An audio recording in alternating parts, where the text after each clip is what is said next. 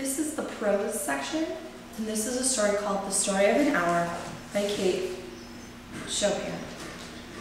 Knowing that Mrs. Mallard was afflicted with a heart trouble, great care was taken to break her as gently as possible the news of her husband's death.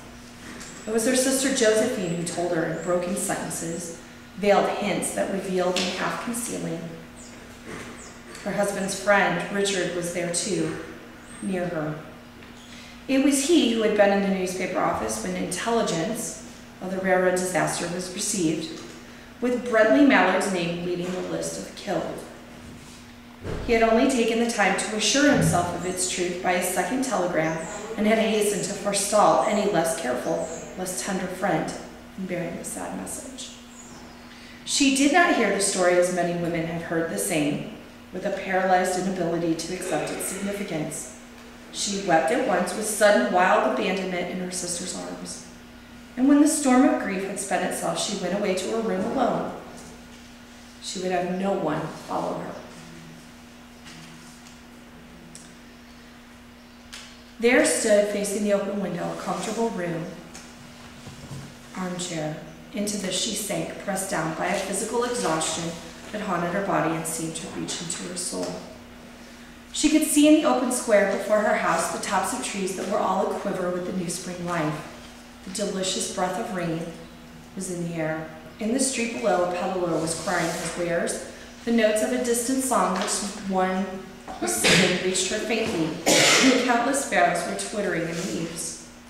There were patches of blue sky showing here and there through the clouds that had met and piled one above the other in the west, facing her window. She sat with her head thrown back upon the cushion of the chair, quite motionless, except when a sob came up into her throat and shook her, as a child who had cried itself to sleep continues to sob in its dreams. She was young, with a fair, calm face whose lines bespoke repression and even a certain strength.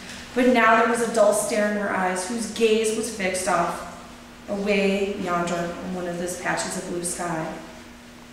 It was not a glance of reflection, but rather indicated a suspension of intelligent thought. There was something coming to her, and she was waiting for it fearfully. What was it? She did not know. It was too subtle and elusive to name, but she felt it creeping out of the sky, reaching towards her through the sounds of sense, the color that filled the air.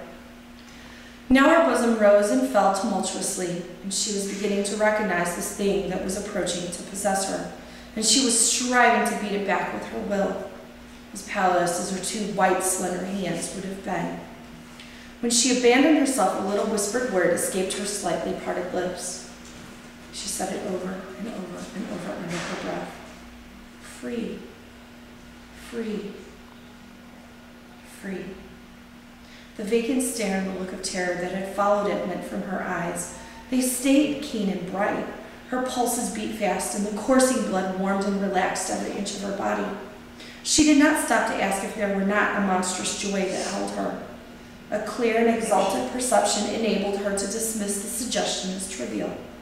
She knew that she would weep again, and when she saw the kind, tender hands folded in death, the face that had never looked save with love upon her, fixed in gray, dead. But she saw beyond that bitter moment a long procession of years to come that would belong to her absolutely, and she opened and spread her arms out to them in welcome. There would be no one to live for during those coming years. She would live for herself. There would be no powerful will bending her in that blind persistence with which men and women believe they have a right to impose a private will upon a fellow creature. A kind intention or a cruel intention made the act seem no less a crime as she looked up in that brief moment of illumination. And yet she had loved him. Sometimes, often she had not.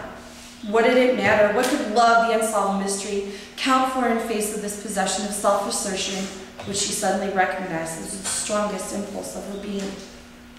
Free, body and soul free, she kept whispering. Josephine was kneeling before the closed door with her lips to the keyhole, imploring for admission. Louise, open the door. I beg, open the door. You will make yourself ill. What are you doing, Louise? For heaven's sakes, open the door.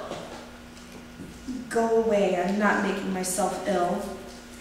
No, she was drinking in the very elixir of life through that open door, through that open window.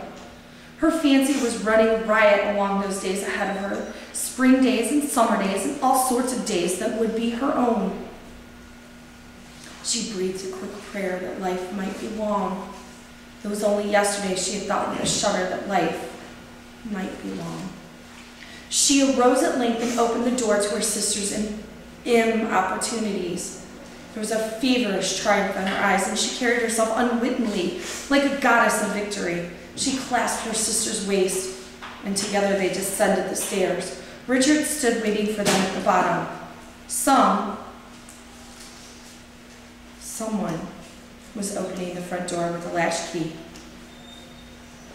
It was Brentley Mallard, who entered, a little travel-stained, composedly carrying his gripsack and umbrella. He had been far from the scene of accident and did not even know that there had been one.